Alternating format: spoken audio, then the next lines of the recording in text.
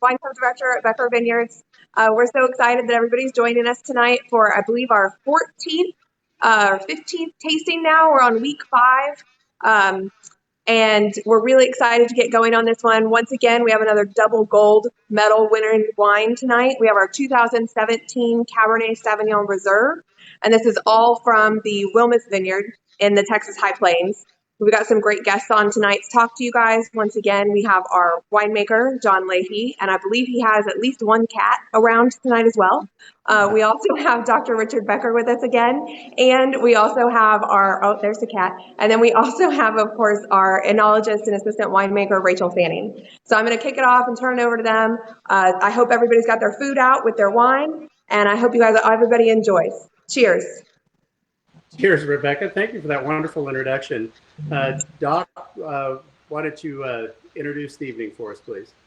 I think the introduction of the evening for me is just knowing that in 30 minutes in New York, the windows will open again and the people will come out on the fire escape and do everything they can to celebrate being alive and making progress against this terrible infection.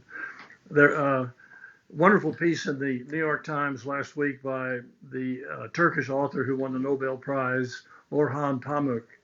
He's written a book about plague, and his concluding paragraph was that for a better world to emerge from this pandemic, we must embrace and nourish the feelings of humility and solidarity engendered by the current moment.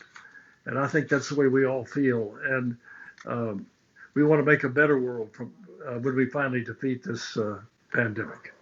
So anyway, that's the way I would want to introduce the evening. And I love the company. I love the wine that they've made. It'll be fun to ask them funny questions and see what they say. John, Rachel, thank you.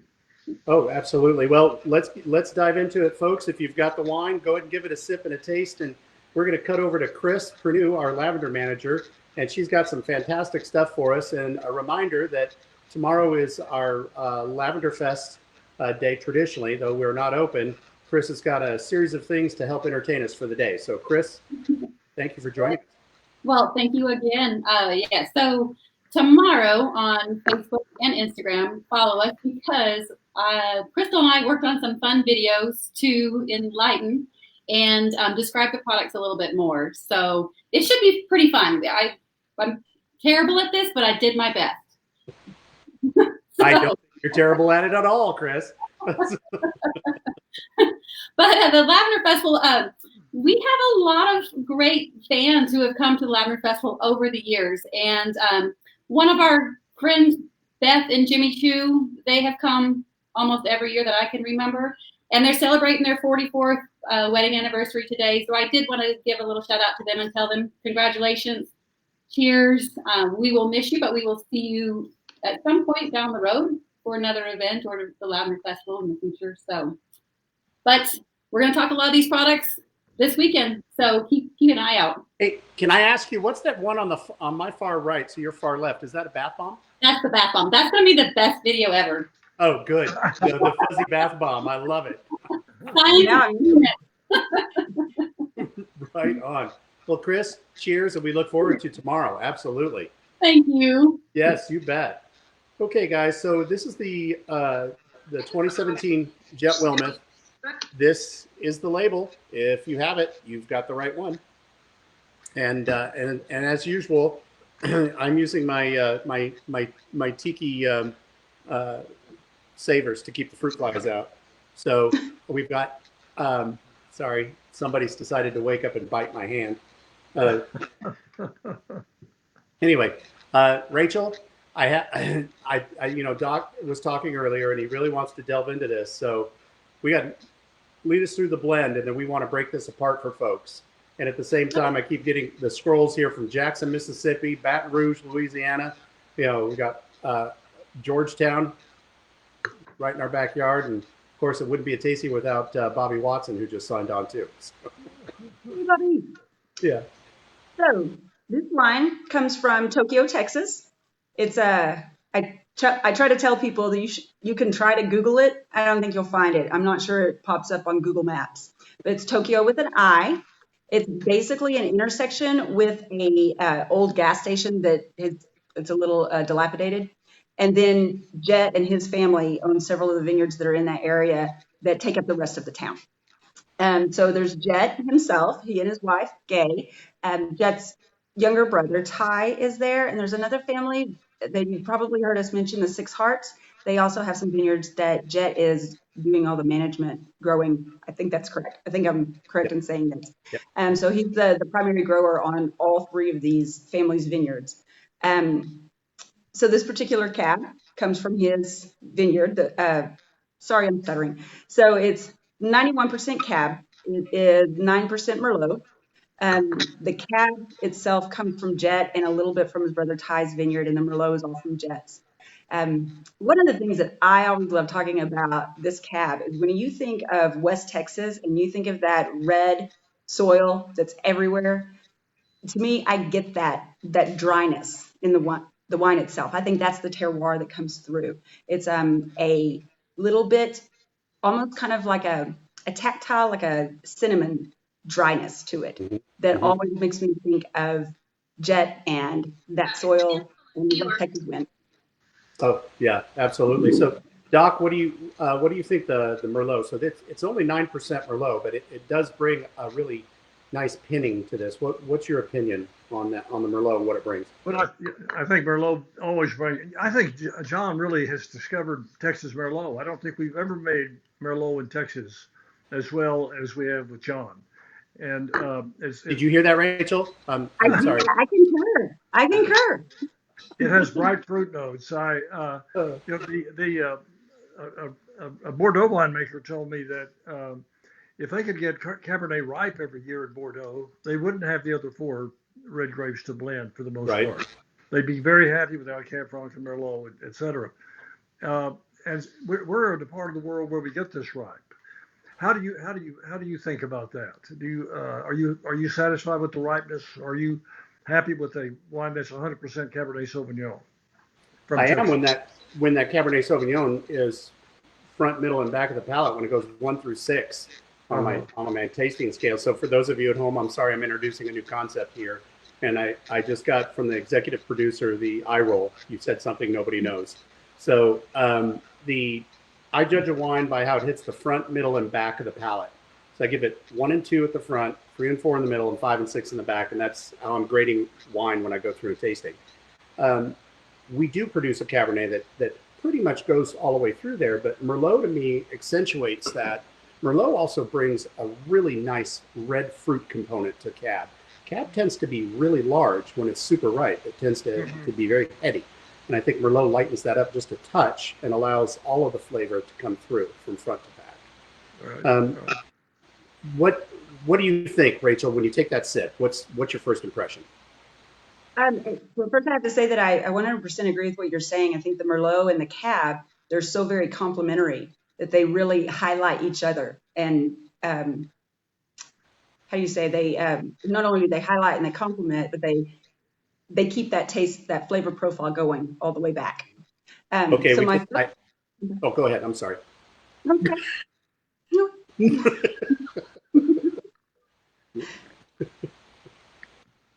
So I kind of have to apologize to our audience because sometimes you're going to have to deal with mine and Jon's antics and the way that we honestly do talk to each other.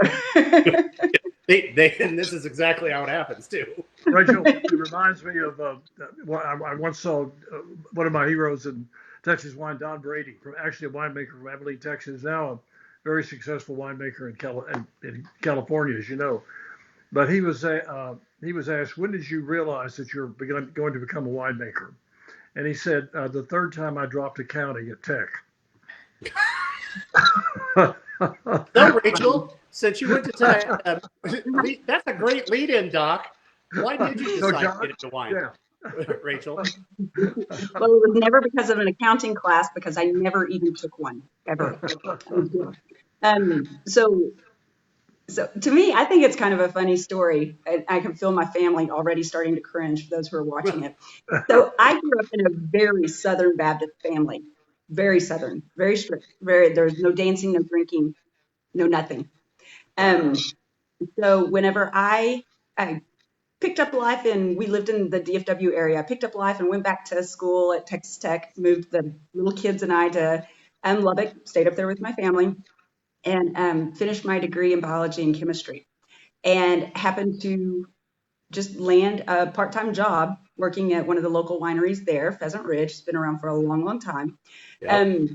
And got there and realized, oh my gosh, this is a beautiful place. This is a place where all of my biology and chemistry come together, and I love it. That was absolutely the spur, the key that got me into the Texas wine industry.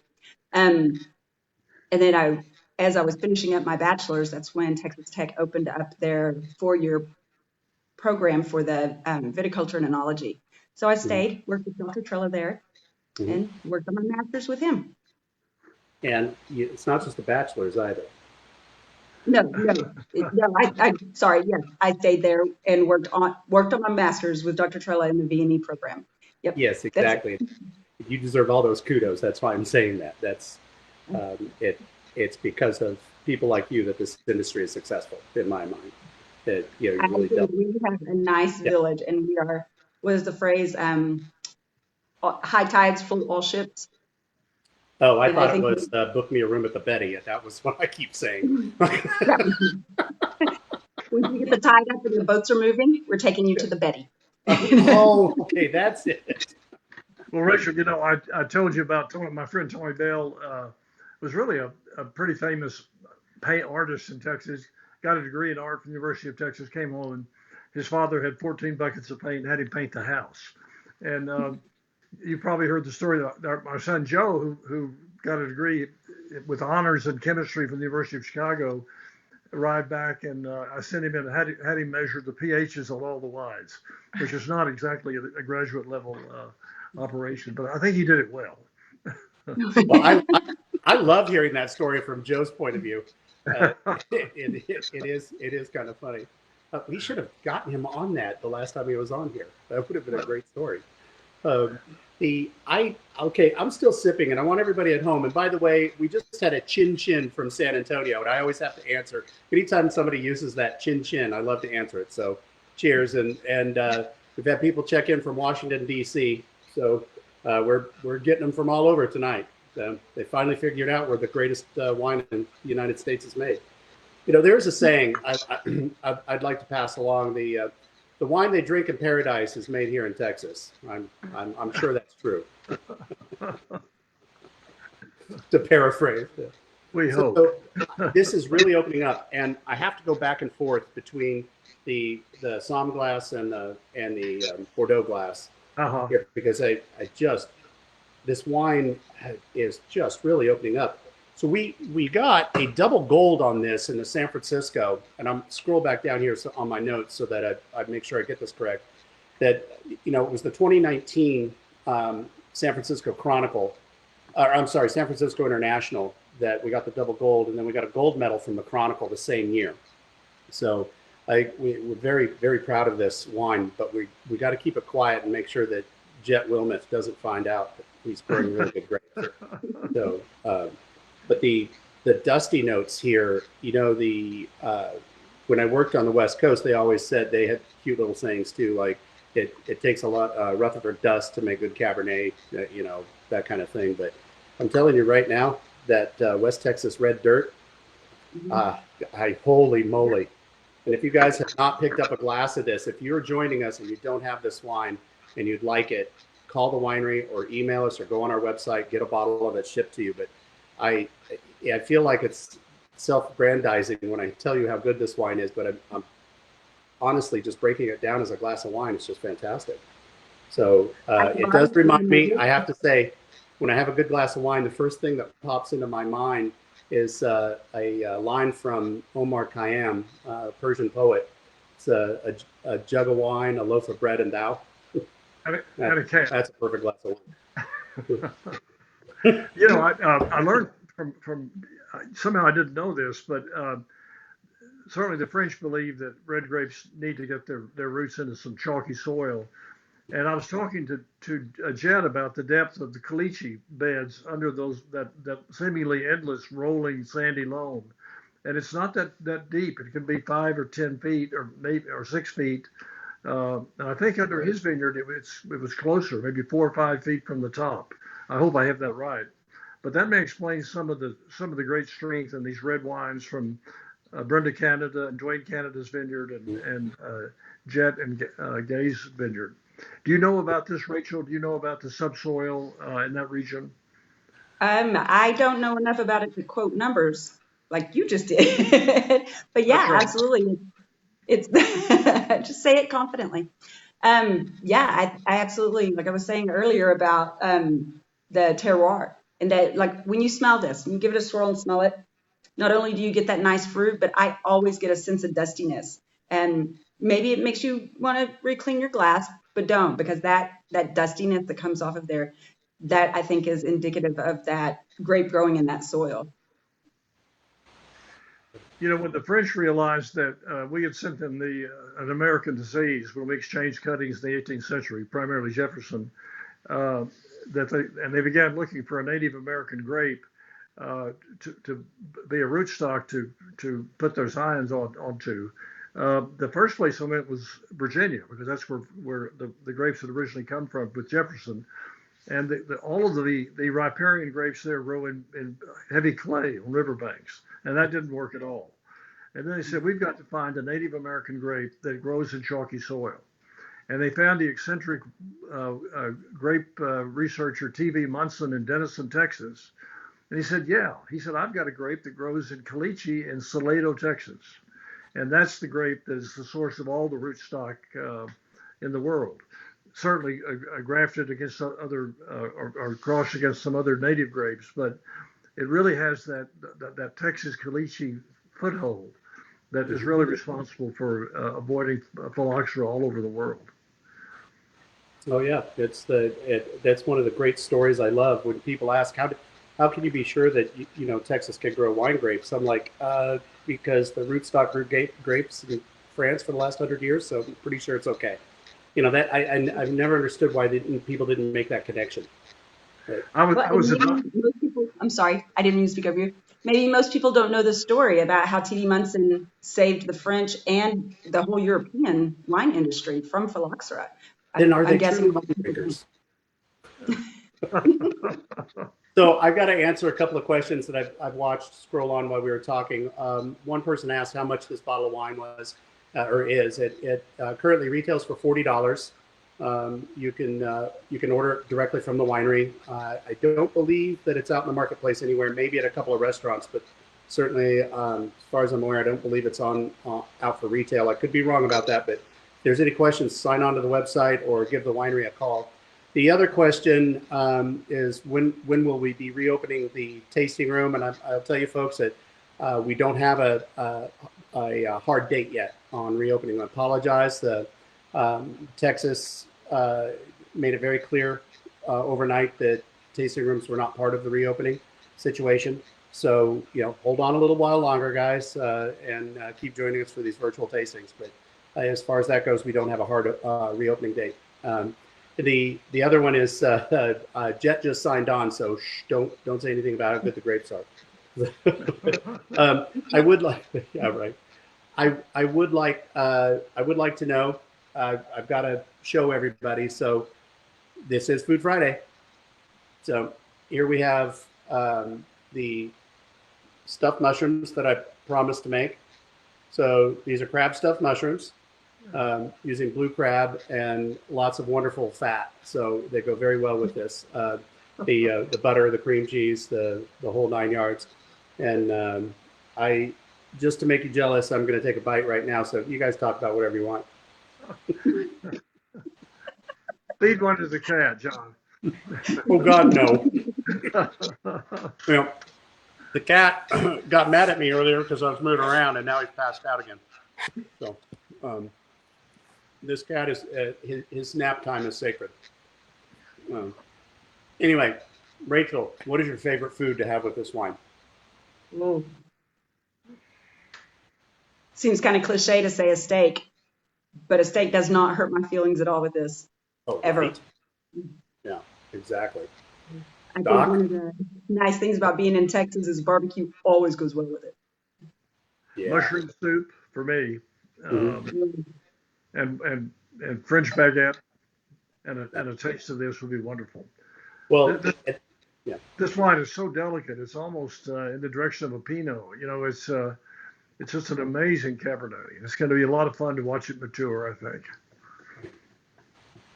I think it's going to do very well, but I love the fact, I do love mushrooms with this too. That's why I chose the stuffed mushroom. I wanted to do crab stuffed mushrooms because one, I really wanted them, and two, to let people know, don't be afraid to use some seafood with Cabernet. As long as it has enough fat in it, it should hold up. But mushroom does so well with Cabernet. Mushroom soup, anything with a lot of that umami flavor from the mushroom does extraordinarily well in here. So Rachel, I'm not scrolling too far down. What do you remember the barrel program on this? I know we used a fair amount of French oak on the cab, but I thought the Merlot we used almost all American oak. I think you're correct. I think that we used all American on the Merlot. It's been kind of one of my favorite things to talk about the last several years that John and I have worked together is finding programs with our different varietals and how we want to age them. We talked the other day about the Tempranillo going in American oak, and that's something that we found that we really love. And it's kind of the same with the Merlot, that we really like it in the American oak. But with the cab, which clearly is the vast majority of cab, at least 30 to 40% of that being in French oak, and new French oak even at that. Yeah, new French oak. Yeah, absolutely. Of course, we told Doc we only use 10% new French oak, so he doesn't know about the barrel budget yet. So, Doc, any final words of wisdom on the wine and in Texas? No, I'm very proud of it. It's very Saint-Emilion-like, you know, as Bordeaux go.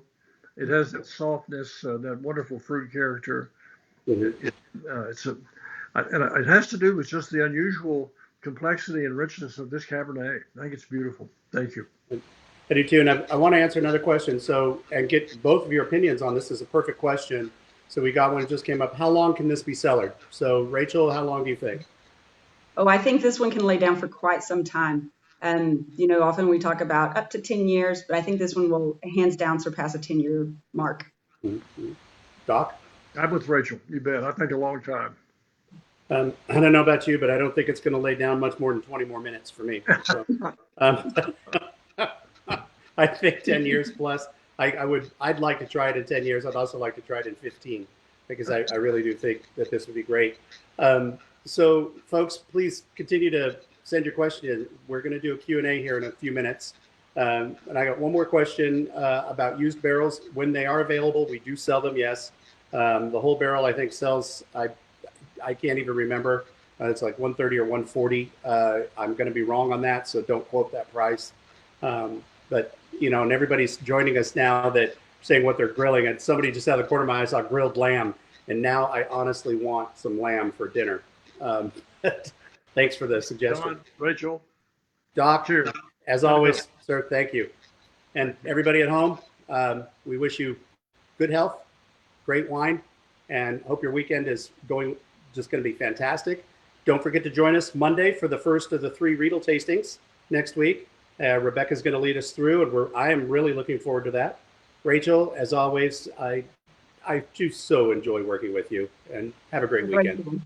All right. Cheers, everyone.